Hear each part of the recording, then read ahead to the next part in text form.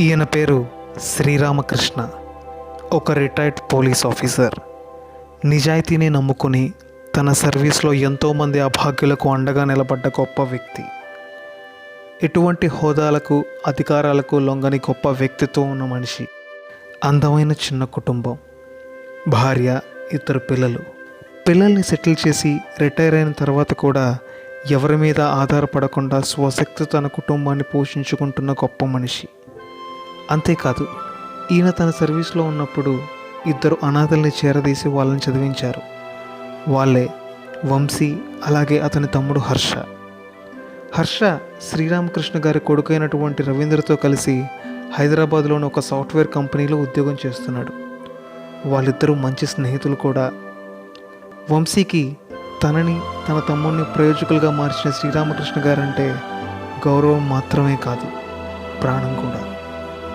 ఆయన మాటని ఎప్పుడూ చదవదారడు. శ్రీరామకృష్ణ గారిలాగే తను కూడా పబ్లిక్ సెక్టార్లో ఉండి ప్రజలకు న్యాయం చేకూర్చాలి అన్న లక్ష్యంతో జర్నలిస్ట్గా మారాడు.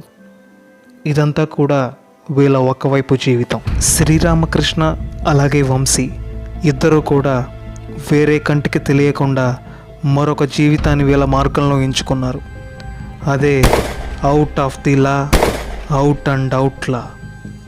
న్యాయస్థానం దాకా వెళ్ళి చట్టానికి తగిన సాక్ష్యం దొరకక ధర్మాన్ని కోల్పోయిన ఎంతోమంది అభాగ్యులకు వీళ్ళు అండగా ఉండడం మొదలుపెట్టారు. డబ్బు కోసం నిరుపేదల్ని హింసించే రౌడీల దగ్గర నుంచి కట్నం కోసం ఆడవాళ్ళని హింసించే వెధవల దాకా, అన్నం పెట్టిన అమ్మనే హక్కున చేర్చుకోలేని దరిద్రుల దగ్గర నుంచి అమ్మాయిల్ని అతి కిరాతకంగా హింసించి చంపే మృగాల దాకా అందరినీ వేటాడి చంపడం మొదలుపెట్టారు.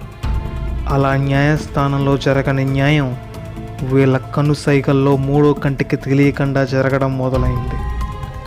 ఆ క్రమంలోనే శ్రీరామకృష్ణ గారు వంశీకి ఒక కేసు అప్పచెప్పారు. అదే పోయిన సంవత్సరం అతి కిరాతకంగా అత్యాచారానికి గురై చంపబడ్డ ఆరాధ్యమాని కేసు.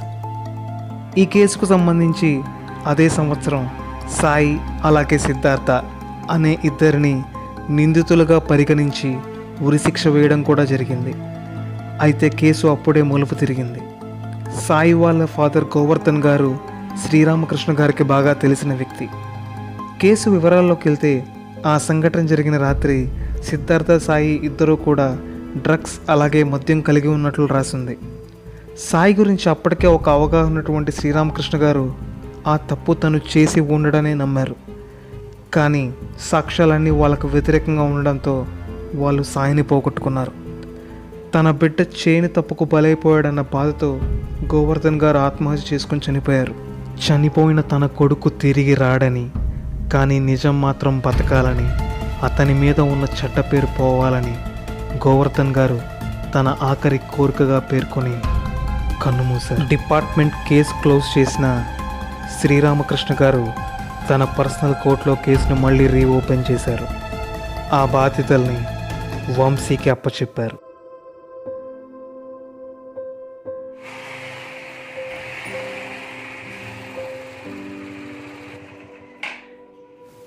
రెండు నెలలు గడిచాయి. కేసులో ఎలాంటి ప్రోగ్రెస్ లేదు. అసలు నేను కనిపెట్టగలనా?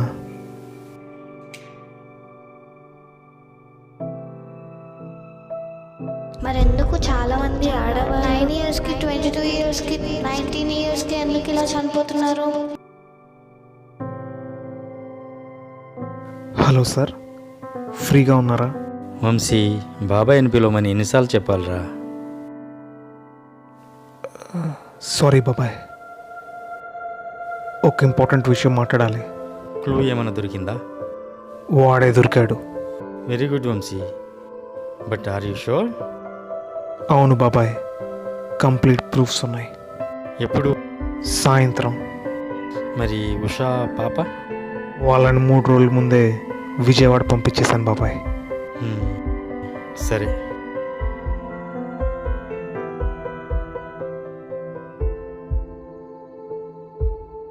ఎక్కడున్నాడు?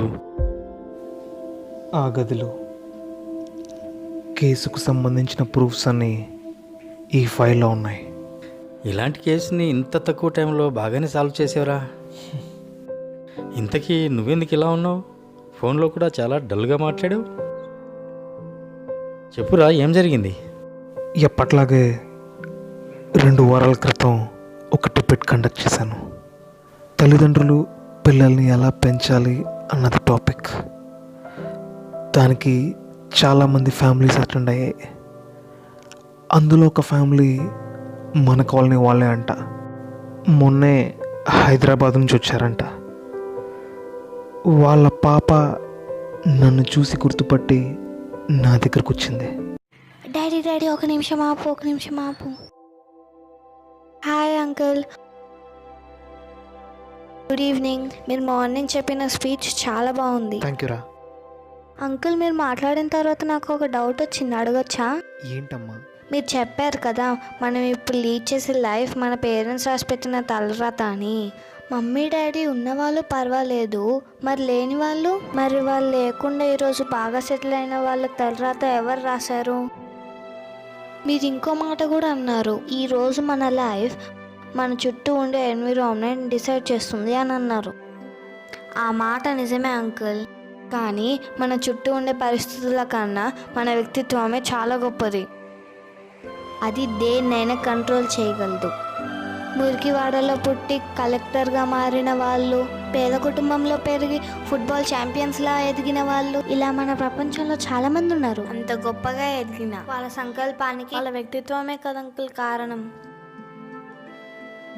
అంత గొప్ప అదే వ్యక్తిత్వం మనిషి ఆలోచనల కట్టడిలో లేకపోతే జరిగే అనర్థాలు అన్నీ ఇన్ని కావు. అంకుల్, నాకు ఒక విషయం చెప్పండి, ఒక మనిషి యావరేజ్గా ఎన్నేళ్ళు బతుకుతాడు? అది యావరేజ్గా ఒక 60 ఏళ్ళు బతుకుతాడమ్మా. ఆ ఏజ్ లిమిట్ ఆడవాళ్ళకి వేరుగా మగవారికి వేరుగా ఉంటుందా? అలా ఏం ఉండదురా. ఆడవాళ్ళైనా మగవాళ్ళైనా యావరేజ్ 60 ఏళ్ళే. మరెందుకు చాలామంది ఆడవాళ్ళు 9 ఇయర్స్కి 22 ఇయర్స్కి 19 ఇయర్స్కి ఎందుకు ఇలా చనిపోతున్నారు? దానికి కూడా మనిషి వ్యక్తిత్వమే కదా అంకుల్ కారణం. నువ్వు చెప్పింది కరెక్టేనమ్మా. ఇంతకీ నీ పేరేంటి? సరస్వతి అంకుల్. ఏ క్లాస్ చదువుతున్నావు? 5th class uncle. Very good. మరి నీకు ఇన్ని విషయాలు ఎలా తెలుసు? మా డాడీ అంకుల్, మా డాడీ ఇలాంటి ప్రతి ఒక్క ప్రోగ్రామ్కి తీసుకెళ్తారు. ఎలా ఉండాలి, ఎలా మాట్లాడాలి, ఎలా సొసైటీలో బిహేవ్ చేయాలన్న ప్రతి విషయం మా డాడీ మాకు చెప్తాడు అంకుల్.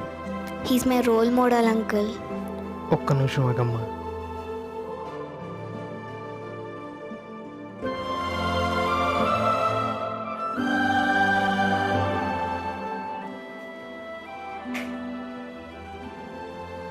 Thank you uncle.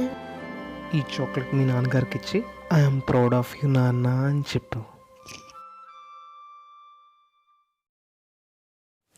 అప్పటి వరకు నేను ఒక హంతకుణ్ణి వెతుకుతున్నా అనుకున్నాను. కాదు, తన వ్యక్తిత్వాన్ని రాక్షసత్వంతో నింపుకున్న ఒక మృగాన్ని. చెలియలి కట్టను తెంచుకొని విలయము విజృంభించునని ధర్మమూలమే మరచిన జగతిని యుగాంతమెదురై ముంచునని సత్యవ్రతునకు సాక్షాత్కరించి సృష్టి రక్షణకు చేయూతనిచ్చి నావగ త్రోవను చూపిన మత్స్యం కాలగతిని సవరించిన సాక్ష్యం.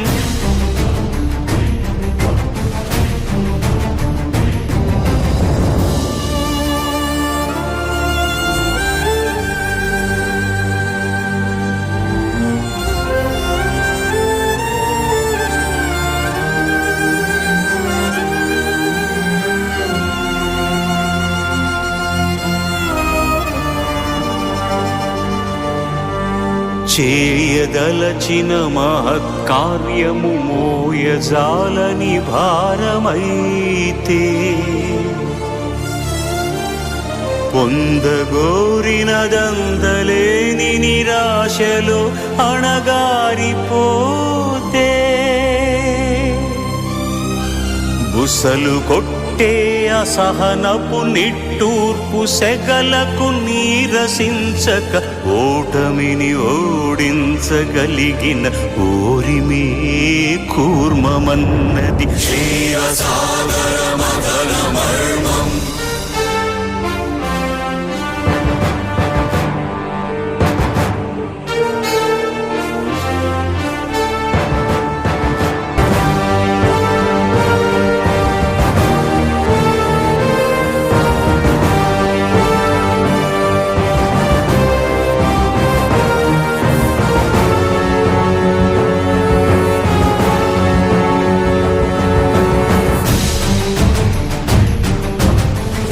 కదిలి నిలిపే ఇలను కడలిలో కలుపగలురికే ఉన్మాదమ్మును కరాళ దంష్టుల కుళ్ళగించి ఈ ధరాతలమ్మును ఉద్ధరించగల ధీరోద్ధతిరణ హుంకారం ఆదివరాహపు ఆకారం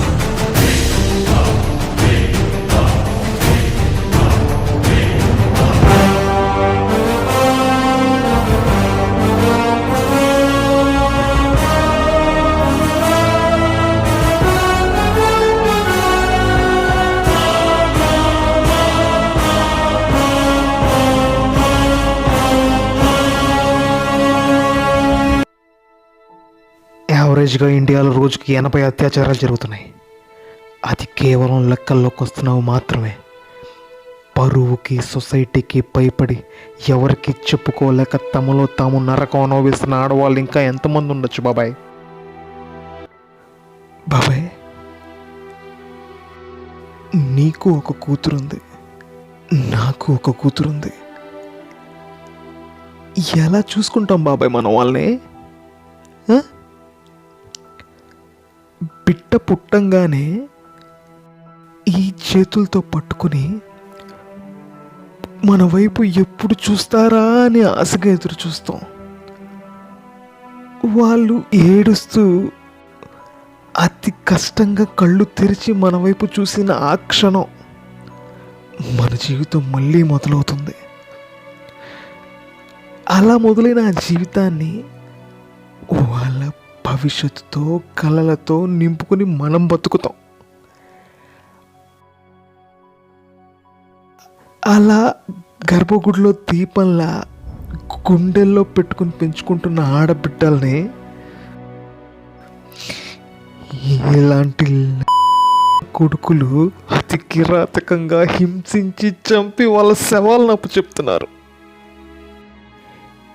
ఏం చేస్తే వీళ్ళు మారుతారు బాబాయ్?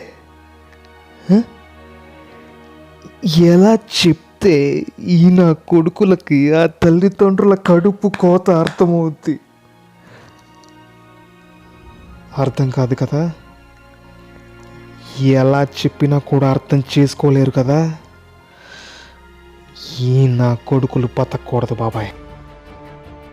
ఒక అమ్మాయిని రేప్ చేస్తే అనవసరం సుఖపడతాం. మరుసటి రోజు 100 మంది పోలీసులు మన కోసం వెతుకుతారు. ఆ తర్వాత 1000 మంది కెమెరాలు పట్టుకుని ప్రపంచానికి మన గురించి చెప్తారు. 10,000 మంది వీళ్ళు చావాలి చావాలి అని కోర్టు బయట ధర్నాలు చేస్తారు. ఇంకో 1,00,000 మంది కొవ్వొత్తులు పట్టుకుని వీళ్ళకు ఉరిశిక్ష పడాలి అని చెప్పి రోడ్ల మడి తిరుగుతారు. ఇలా ఎన్ని జరిగినా కోసం కొన్ని మానవ హక్కుల సంఘాలు ఉంటాయి. మన కోసం కూడా వాదించే లాయర్లు ఉంటారు. ఏం జరిగినా ఇంకో 7-8 ఏళ్ళు ఖచ్చితంగా బతికే ఉంటామని నమ్మి ఇలా చేస్తున్న ఈ నా కొడుకుల్ని వాళ్ళనుకున్నట్టుగానే 7-8 ఏళ్ళు గడిచాక ఒకరోజు ఉరి తీస్తారు. అలా ఆ అమ్మాయి చనిపోయిన 7-8 సంవత్సరాల తర్వాత వీళ్ళకి ఉరి వేస్తే అక్కడ ఆ అమ్మాయికి జరిగిన జస్టిస్ ఏంటి? లా పరంగా ఆన్ స్పాట్ జస్టిస్ జరగనప్పుడే అవుట్ ఆఫ్ ది లా పుట్టుకొస్తుంది. అదే అవుట్ అండ్ అవుట్లా. ఇప్పటి వరకు మనం చేసింది దుష్ట సంహారం. ఇవాళ చేయబోయేది పాప సంహారం.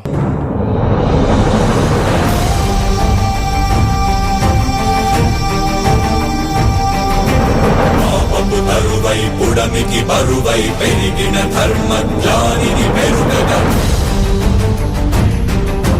పరశురాముడై భయద భీముడై పరశురాముడై భయద భీముడై ధర్మాగ్రహ విగ్రహుడై నిలచిన క్షౌత్రియ క్షత్రియ తత్వమే భార్గవుడు.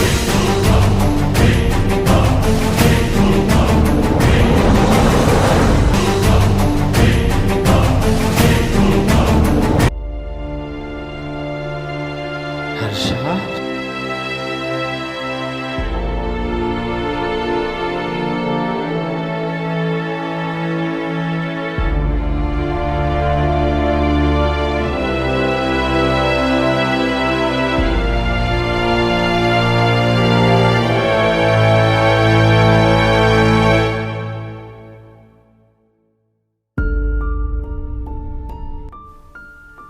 పెంచిన ప్రేమ అట్టొస్తుందా బాబాయ్? నీది పెంచిన ప్రేమ, నాది రక్తం పంచుకున్న ప్రేమ. కానీ తప్పదు బాబాయ్, చట్టానికి సాక్ష్యం కావాలి, న్యాయానికి నిజం కావాలి, మనకి ధర్మం కావాలి. చనిపోయిన ఆరాధ్య ఆత్మకు శాంతి కలగాలి, తన తల్లిదండ్రుల కడుపు కోతకు కన్నీటి వీడ్కోలు పలకాలి. చేయని తప్పుకు బలైపోయిన ఆ ముగ్గురి ఆత్మకు శాంతి కలగాలి అంటే వీడు చావాలి, చచ్చిపోవాలి, చచ్చిపోవాలి. వీడిప్పుడు పశ్చాత్తాపంలో ఉన్నాడు బాబాయ్.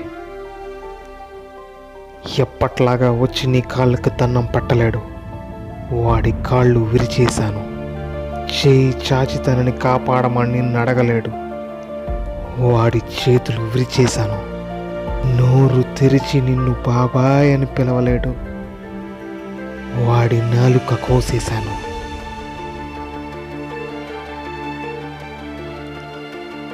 వాడు పాపాత్ముడే అయినా వాడితో రక్తం పంచుకున్న పాపానికి వాడి రక్తం తోడగలిగానే కానీ ప్రాణాలు తీయలేకపోయాను. వాడిని నువ్వే పెంచావు, నువ్వే తుంచేయి.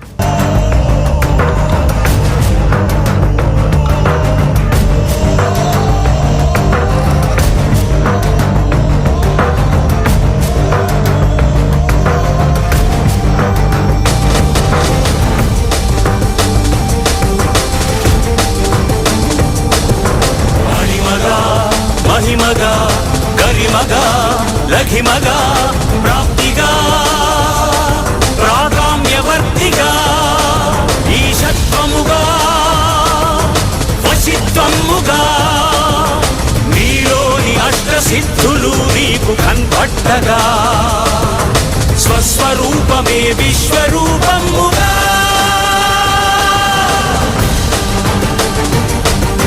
నరుని లోపలి పరునిపై దృష్టి బరుపగా తల వంచి కైమోర్చి శిష్యుడవు నీవైతే నీ ఆర్తి కడదేర్చు ఆచార్యుడవు నీవే.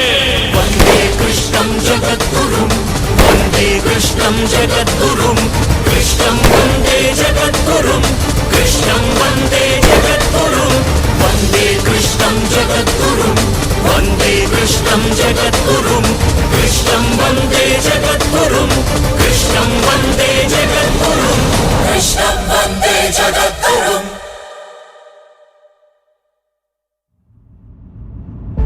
రైల్వే ట్రాక్ దగ్గర దొరికిన హర్షశవం సాక్ష్యాల ఆధారంగా ఆరాధ్య మాణి విషయంలో జరిగిన నేరంలో సాయి సిద్ధార్థల ప్రమేయం లేదని ప్రభుత్వం గుర్తించింది. చేయని తప్పుకు బలైపోయిన ఆ ముగ్గురి ఆత్మకు శాంతి కలగాలని దేశ ప్రజలందరూ కోరుకున్నారు. ప్రభుత్వం కూడా వాళ్ళ కుటుంబాలకు అండగా నిలబడింది. ఆరాధ్య మాణి 24 సంవత్సరాల ఒక అమ్మాయి. ఆడపిల్ల అనే ఒకే ఒక కారణం వల్ల ఒక కామమృగ క్రూరత్వానికి బలైపోయింది. ఏం చేయగలవమ్మా నీ విషయంలో? వాడి రక్తంతో నీకు తిలకం దిద్ది గుండెల నిండా బాధతో అసురు నయనాలతో నిన్ను క్షమించమని అడగడం తప్ప. మమ్మల్ని క్షమించమ్మా.